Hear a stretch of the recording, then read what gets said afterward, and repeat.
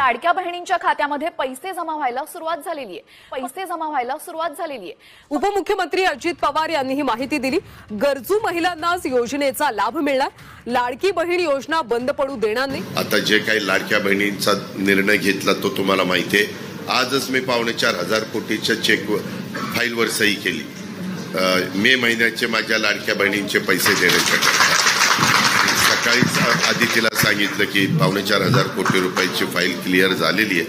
2-3 दिवसात त्यांच्या अकाउंटला माझ्या बहिणींच्या लाडक्या बहिणींच्या ते पैसे त्या बाबतीमध्ये जातील।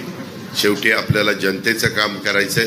आज अवकाळी पाऊस चालू आहे, कुठं कुठं फार नुकसान झालेलं आहे, त्याच्याबद्दलची पण साधक चर्चा आम्ही मंत्रिमंडळामध्ये केलेली आहे।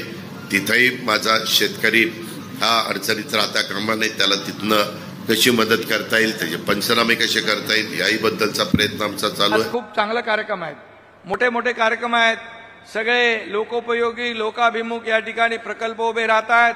आम्ही देखील 2.5 वर्षात जे काम केलं राज्यामध्ये, मी देवेंद्रजी अजितदादा टीमने आम्ही काम केलं, त्याची पोचपावती एकीकडे विकासाला चालना दिली, दुसरीकडे कल्याणकारी लोकाभिमुख योजना आम्ही केल्या, लाडकी बहीण योजना आणि इतरही योजना, शेतकरी कष्टकरी या ठिकाणी युवा प्रशिक्षण, त्याचबरोबर ज्येष्ठांसाठी योजना केल्या।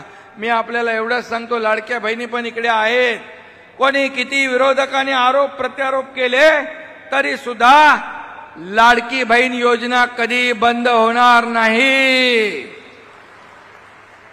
आम्ही जे बोललो, आता देवेंद्रजी मुख्यमंत्री आहे, आमची टीम तीच आहे आणि आमच्या गाडीचं इंजिन पण तेच आहे, डबल इंजिनचं सरकार। मोदीजी देखील आमच्या पाठीशी आहेत। त्यामुळे जे आम्ही बोललोय ते आम्ही टप्प्याटप्प्याने पुढे करणार, हा महायुतीचा शब्द आहे।